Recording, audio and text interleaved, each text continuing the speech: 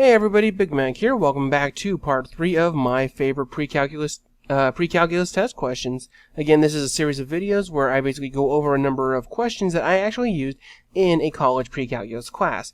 So again, as a reminder, these are just some various questions that I written. Again, I used them in class, so I graded them, I wrote them up, I came up with the questions. The topics covered everything that was needed for a proper college calculus course. So again, everything from equations and polynomials and functions and logarithms through all necessary trigonometry. So again, students coming into this class should have had at least a strong Algebra 2 and geometry background, or at least that's what's assumed, at the secondary level. Going in this particular video, I'm just going to talk about some questions that I used in my second unit exam. In that particular exam, we talked about polynomials, end behaviors, quadratic and linear functions, rational functions, and just more proper function notation in general. So, first question that I figured I would share with you guys is, suppose we have two functions, f of x and g of x. Our first function, g of x, I have it defined here as x to the 5th plus x cubed plus 10. So I mentioned that we're not looking at the entire function, we are just looking at it in a restricted domain from 0 up to 8. And I do mention that this function is 1-to-1 on that interval. Our second function, f of x, is just the positive square root of 16 minus x squared. So we have these two different functions. We're going to want to utilize them separately and together in different combinations. So let's see what's going on with these particular problems that we're asking. Part 1 was asking, what is the domain of the product function fg of x? So again, we have to understand what that notation represents, as well as how do we actually compute the domain of this kind of thing. Part B is asking to evaluate f of x. So what happens when you plug a function into itself? And then lastly, evaluate g inverse of g of 2. On part C, I tried to emphasize in class that students do not spend a lot of time on this problem. We'll see how relevant that becomes in just a little bit. So again, just a quick recap on function notation and everything in general is when we have a function, we usually call it like f of x or g of x, something like that, where the name of the function is f or g, etc. And then we have our input variable. So again, usually we have x. And of course, the function can have more than one input. So again, this is just our normal notation. So I could ask you, what is f of 2? What is f of 8? What is f of a plus 9, and again, that whole thing inside of your function is your input. Those things inside your parentheses are your input. So again, a 1-to-1 function basically just has the nice property that it passes both the horizontal and the vertical line test. So what that just means is that for every input, there is exactly one corresponding output. So that was partially why I restricted the domain in that first function, and so that way it does not have situations like a parabola where you could have two different x values produce the same y value. Parabolas by themselves are not 1-to-1 functions. So again, students usually just think of it as the horizontal and the vertical line test to see if a function is 1-to-1. So that being said, if a function is 1-to-1, then it has an inverse function. Our notation for that is usually just f and f minus 1 in, superscript. So the only major difference between f and its inverse function is that the domain and the range have swapped. The old domain is the new range, and the old range is the new domain. That's pretty much it. So we can think of that as a symmetry across the line y is equal to x. And so in that sense, we can just swap our x and y coordinates, and we have our completely new inverse function. So going back to our particular test question, so what is the product function? Well, in our class, we just used the notation that f times g is literally just the product of the two functions. You have f of x times g of x. So that's pretty straightforward. So we have our first function times our second function, multiply them together. Now that being said, in order to multiply these things together and get a valid output, we have to find the domain of a function like this. And there are differences between if it's a product function, if we're just adding the two functions, if we're dividing the two functions, if we're doing a composition of the functions. But in a simpler case like this product function, we just have to find the separate domains of f of x and g of x, and then we just have to determine what intervals do they both share in common? Because only in those intervals that they both share in common can we evaluate f of x, can we evaluate g of x, can we put the, multiply the two numbers together. So that being said, we just need to find our two domains. One of them was already given to us, the domain of f of x. Actually, that is a typo. That should be the domain of g of x. Sorry about that. I got this mixed up. I'll probably fix it in annotations. So the domain of g of x is 0 to 8, which is given. And that being said, we have our other function f of x, which is the square root function. So what is the normal restriction that we have on square root functions? Well, for different values of x, you have to plug it in, and whatever's inside of the square root has to be non-negative. So writing that as an inequality, yes, I brought back inequalities because students did not do well enough on them the first time. We have 16 minus x squared has to be greater than or equal to 0. Again, it can't be negative. So that being said, again, this was a pretty straightforward inequality. So hopefully with either just some basic algebra, factoring it out, testing your intervals, or just kind of thinking or graphing it on your calculator, whatever would be faster for the students, you realize that the domain of that other function, f of x, is just from -4 to +4 inclusive. So everything between -4 and +4, including those endpoints. So that being said, we have our two different functions. We have our domain for g of x, our domain for f of x. What do they have in common? We could, either draw these on a number line or just try and visualize what's going on here. But basically, we use our notation for the intersection. It's kind of this upside down U, sometimes called a cup. Or is it the other way around? I don't know. It's the upside down U. Anyway, we just need to see what elements that are in the set 0 to 8 are also in the set -4 to +4. So again, that symbol is representing the intersection. What do they both have in common? This is not an either-or situation. So we have to see what they both have in common. And fortunately for us, these are nice, solid intervals. So we just have to take the intersection of the two of them, and we realize that anything between 0 and 4 inclusive is in both original sets. So that being said, our intersection is the set 0, 4 inclusive, so everything from 0 up to 4 and including our endpoints is our function 4, our product function fg of x. Likewise, for part B, we were asking what is the composition of these two functions. We have f of x. So again, f of x, we normally just have x as our input. X is usually a number. We evaluate it. Everybody's happy. Of course, that being said, we can plug in anything into that variable. If I asked you what is f of alligator, given our original function, you would tell me it's the square root of 16 minus alligator squared. Granted, I don't know if, normally that doesn't mean a whole lot of sense without alligator being a specific number. But that's the idea, is that we can plug in anything we need to, and then from there we can do any algebra or manipulation that we need to. So that being said, if we're doing f of x, so we are literally transplanting the entire function f of x into itself as an input. So functionception or something like that. So that being said, if we have f of x, we know that we have to plug in f of x as our input into the function. So we have the square root of 16 minus our function itself, square root of 16 minus x squared, and then of course that square root on the inside is going to be squared. So of course that will go away, our square and square root. We're left with 16 minus x squared being subtracted from just the first 16. Distributing our negative sign carefully, we result in the square root of x squared, which of course simplifies to just the absolute value of x. And again, in the last problem, we saw that our actual domain for this thing is just from -4 to 4, so we did need the absolute value bars there in order to simplify this function properly. So part C, we were talking about the inverse function. So in general, when we have a function that has an inverse, if our value of y is the output of f of x, then, and if our function is 1 to 1, then we have an inverse function such that if y were our input, then x would be our output.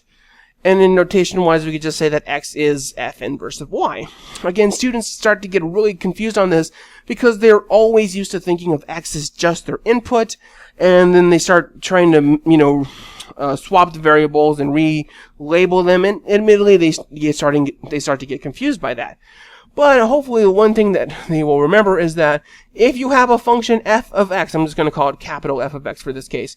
If you have a function f of x, f inverse of x is not the reciprocal. It is not the reciprocal. I know it looks like it has that -1 exponent, but again, following our notation, it is not the reciprocal. I've had calculus students mess this up. So it's not fun.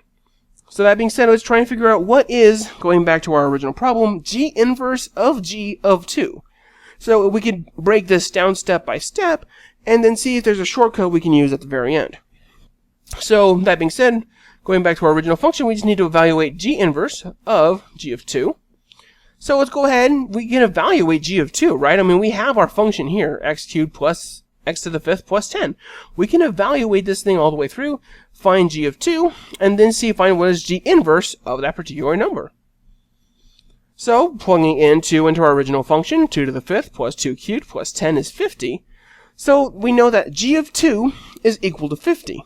If we were actually going to graph this thing, 2 would be our horizontal value, 50 would be our vertical value. So, that being said, we know that this graph has an inverse. So, based on the fact that our domains and our ranges swap, then we know that the coordinate 50, 2 must be on the graph of the inverse function.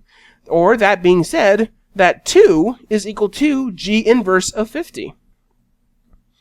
Again, following our notation that we came up with up here at the beginning of the slide. So, again, that being said, if we need to find g inverse of g of 2, we know g of 2 is 50, and we know that g inverse of 50 is 2. So we actually plugged in 2, and we got back 2. And again, that is actually going to be true for any one-to-one function f of x, as long as you have proper domains and everything, that if you take f inverse of f of x, or f of f inverse of x, you're just going to get back your original value x.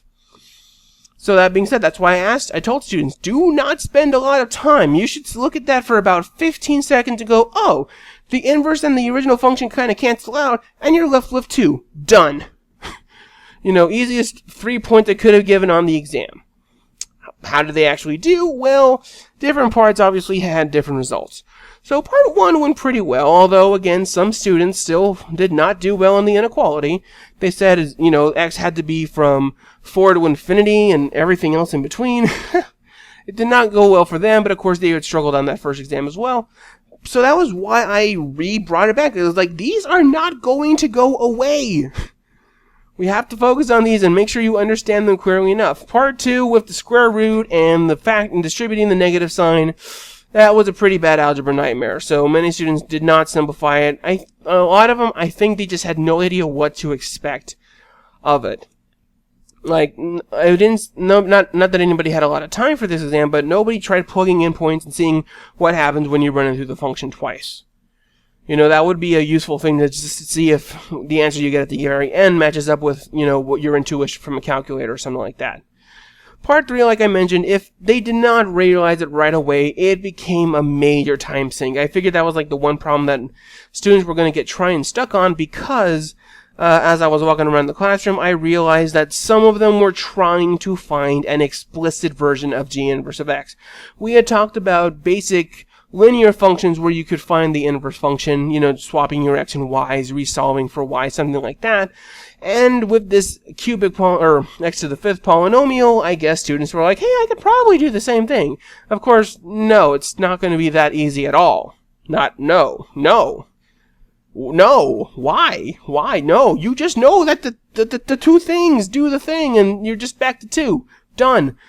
You know, I did not ask for an explicit version. Maybe they felt like they needed it to show their work. I don't know. But again, an explanation like we just gave would have been more than enough for full credit on that part of the problem. Quickly, let's go ahead and finish up our second question. I did have a couple multiple choice questions. I'm not a fan of multiple choice. I'd rather either do like the short answer or just a straight up true false. But given our function, a quadratic function, y is equal to ax squared plus bx plus c, where a, b, and c are just regular coefficients, real coefficients, which of the following choices represents the y-coordinate of the vertex point in terms of a and b and c? So I gave them 4 choices. We have b squared minus 4ac over 2a, 4ac minus b squared over 2a, and the same manipulations, but just divided by 4a instead. So that being said, there was one choice that was obviously the favorite. That was choice A, b squared minus 4ac all over 2a. Why did people pick this one, at least at first, right away? Because that's the thing that they remember from the quadratic formula. So again, in terms of what a quadratic formula is if we have a quadratic function and we set that equal to 0, then the values of x that satisfy this equation, assuming that they exist, can be found by just plugging it into this formula here. And then you just plug in the corresponding values of a and b and c. You evaluate all the way through. You're done. You have found your solutions for this thing. But of course, when we're solving for those solutions, those are the x-intercepts of the graph. Those does not necessarily have anything to do with the vertex, with the value at the vertex. That being said, we can do a couple of manipulations and try and relate the two things together. But a lot of students just saw this b squared minus 4ac, and they were like, oh yeah, there's that thing. Done. And they didn't spend any more time thinking about it. I wish they had. So that being said, though, we know our x-intercepts, and that's fine. But we're interested in the vertex of the function. So we know that there's some stuff going on around the vertex. We have a line of symmetry going down the vertex. I'm drawing like a line with my hands, even though I know nobody can see it. But I'm hoping you're visualizing like a dotted line going, through a vertical dotted line going through the vertex of your standard parabola. So that being said, if it has x-intercepts, we know that they are an equal distance from the vertex. And again, I'm extending my hands out, even though I know you guys can't see me. But we know that our x-intercepts are an equal distance from the vertex. So we can find our x-coordinate of the vertex in a couple different ways. One that I illustrate here is you just take the average of your two x-intercepts, again, assuming they both exist. The plus or minus parts cancel out when you're just adding them, and you are left with negative b over 2a. That is a formula that I told students to memorize to help them find the vertex of a parabola. Because if you just plug that in, if you determine what negative b over 2a is, you can plug that in for x, put it in through your function, and then you find your y coordinate. So again, in class, we usually assign, we determined particular numbers for this thing. We evaluated those numbers through the function. We found our coordinate. In this problem, I was just asking, what is it generically in terms of a, b, and c? Again, you do the exact same thing. We know that our x-coordinate is going to be negative b over 2a. We plug that into our formula for x, and then we just evaluate this thing all the way through. So we have a times x squared plus b times x plus c. We have to just be a little bit careful with our squares and our negative signs and things like that. But again, this is basic, algebra 1, adding and subtracting rational expressions.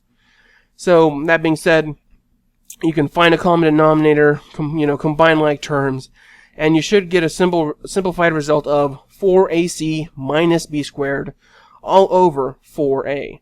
So again, going back to our list of choices, C was the correct answer. So that being said, this formula was in our textbook technically. I never told students to memorize it. I did tell them plenty of times to focus on the negative b over 2a because that will give you the x-coordinate. So not worrying about the quadratic formula itself, if they just plugged in the negative b over 2a, they were going to make their way to the correct answer.